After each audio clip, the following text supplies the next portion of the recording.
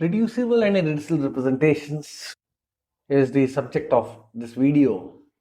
I am your instructor Saurabh Maktibod, and let's begin.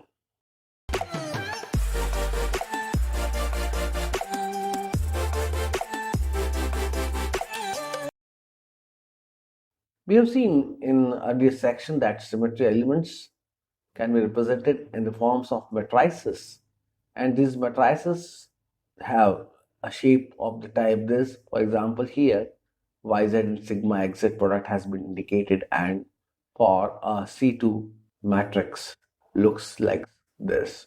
So these are the matrix representations for various symmetry elements in operation. If you systematically go for these kind of things, then we'll try to understand that we'll be able to understand that the identity matrix has all elements of 1 in a 3D system. For inversion, these are all -1, so you have the -1 systems here. And for sigma xy, the coordinates of z are getting reflected, it becomes negative.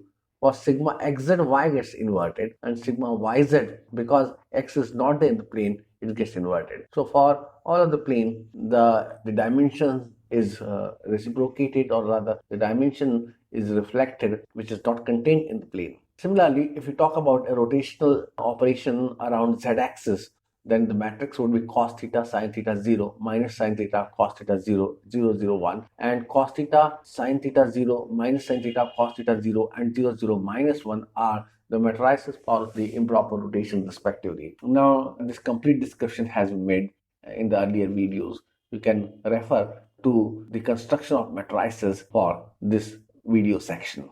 Coming to the case of water molecule, as we know, it belongs to a C2B point group, and it has 4 symmetry elements in operations: identity C2, sigma yz, and sigma xz, sigma xz it must be. So there are 4 symmetry operations, and for these operations we have the 4 matrices.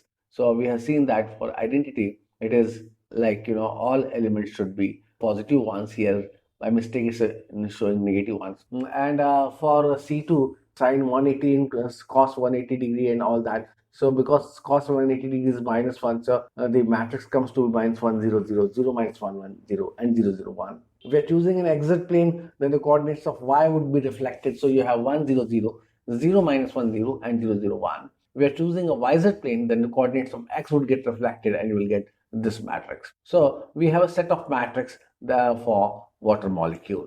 Now, if we refer to the group multiplication table, and we'll find that the group multiplication table for water molecule takes this shape, and we can go for the postulates of group theory in terms of matrices, if they are followed or not. So we have seen that in this group table, multiplication table, each element is reciprocal to itself. E into E is E, C2 into C2 is E, sigma xz into sigma xz is E, sigma yz and sigma yz is E. And then because first row and first column is the same, we can fill up this, and we can go diagonally adding identity and just inverting the planes here, because looking to the fact that no element would get repeated, we have to simply exchange here. Sigma xz can be exchanged by yz and all that. So the complete group multiplication table can be constructed without much of labor actually involved. And if we want to proceed for with the postulates of group theory, which says that the product of two elements must in the group. So here what we are saying that C2 into sigma yz is equal to sigma xz. So if you take this matrices of C2 and yz, and if you go for the product of these two matrices, of course there are rules of matrix multiplications, but for this particular set of matrices we can simply take advantage of 1-to-1 multiplication. So -1 and -1 becomes +1. So 1 into -1 becomes -1, and this 1 is 1 itself. So that self proves that if you choose any of the two elements, and their product would fall into that particular set. Similarly, if you take any three elements, and you can prove that these elements forms, or rather these elements show the associative property. So if you take any three elements like sigma yz, C2 and E, and take in the order that have been demonstrated here, and going from right to the left, so we can just put these two elements in one bracket and the other in here. Similarly, take these two for combinations and then start doing the product. If you start from this end, So E into C2 is obviously C2 identity means 1 only. So if you are talking 1-to-1 matrix element multiplication, you have -1, -1, 1. And this is -1, 1, 1, 1 is already there. So -1 and -1, that becomes +1. So it has been written here. -1 into 1, that becomes -1. And 0, 0, 1 and 1 is here written here. Please follow the rule of matrix multiplication also. Here we are taking advantage because of their peculiarity. If we talk about this type of the right hand side matrices, it starts with sigma yz and c2. So 1-to-1 matrix multiplication would give the same thing. Minus and -1 will go to +1. -1 into 1 would give to -1. And similarly, 1 into 1 will go to 1. Now we are left with this identity and it's going to yield the same thing. So what we see that left hand side becomes equal to the right hand side, and therefore I would say that the associative law of multiplication is followed for this category of symmetry element that have been chosen. We can use any other three elements also to show the associative property. As far as the identity element is concerned, of course, we have believed that, or rather assume that the identity matrix has this dimension 1, 0, 0, 0, 1, 0, 0, 1. And because the fourth property states that reciprocal to every element should be a member of the set itself. So we have seen in the group multiplication table that each element is actually the reciprocal to itself. Identity is reciprocal to itself. C2 into C2 would give identity. So C2 is reciprocal to itself. -1 into -1, that becomes +1. And similarly, this becomes +1. And the third element is of course +1 is there. So we find that C2 is reciprocal to C2. Similarly, all planes are reciprocal to themselves. This can be proved quite easily. Now next. This is a bit technical and bit mathematical idea that will not be very important in coming session, but we'll just take it for brief learning. Suppose there are some matrices E, A, B, C, which forms the representation of a group. If we are using some matrix and transforming them to a new set of matrices, for example, if I choose matrix D such that D inverse ED is equal to E prime, D inverse AD is equal to A prime, D inverse BD is equal to B prime, it is easy to prove that the new set of these matrices also constitute our group. So E dash, A dash, B dash, they are also a group. For showing this, let us believe that AB is equal to D. Now, if we are assuming that AB is equal to D, then A dash, B dash. So if this similarity transform of A would be indicated by D inverse AD, B would be indicated D inverse BD.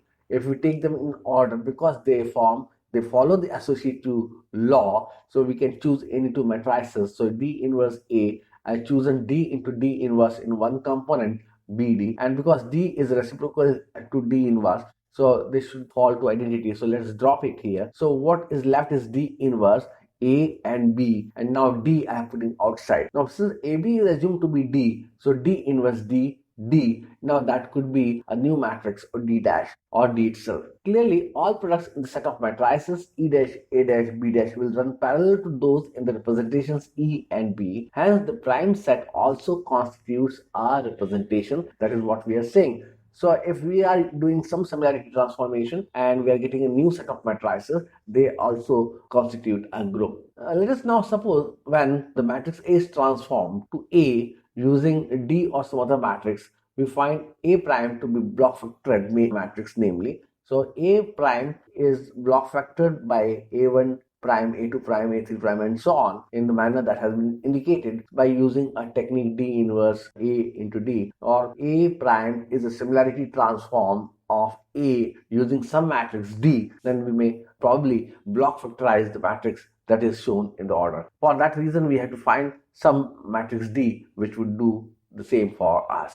And if we do so, for example, if now each of the matrices A prime, B prime, and C prime are blocked in the same way, then the corresponding blocks of each matrix can be multiplied together separately. So A1 prime, B1 prime will be equal to D1 prime, and so on. A2 prime, B2 prime will be D2 prime, etc. Therefore, the various set of matrices E1 prime, A1 prime, and so on, and E2 and all that, these all prime matrices would also form a representation or a group. We can call the set of matrices E, A, B, C, D as a reducible representation because it is possible using some matrix D to decompose into smaller dimensions. However, if it is not possible to find a similarity transformation which will reduce all the matrices of a given representation in the above manner, the representation is said to be irreducible. If we are not able to find some matrix D which would decompose into the block diagonalized factor, then it is said that it cannot be further decomposed into smaller dimensions. So that particular matrix would be known as an irreducible representation. And the most important thing that we would like to mention is that it is the irreducible representation which is of fundamental importance, because we would not like to keep all the matrices with us.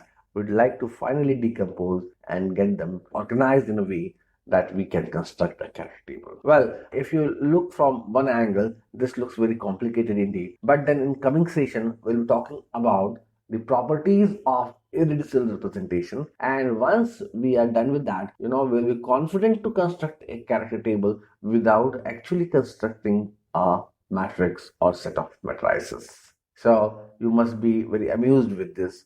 How can we actually obtain irreducible representations without actually constructing matrices? This will be the theme for next discussion. Till then, goodbye and thanks for watching this video.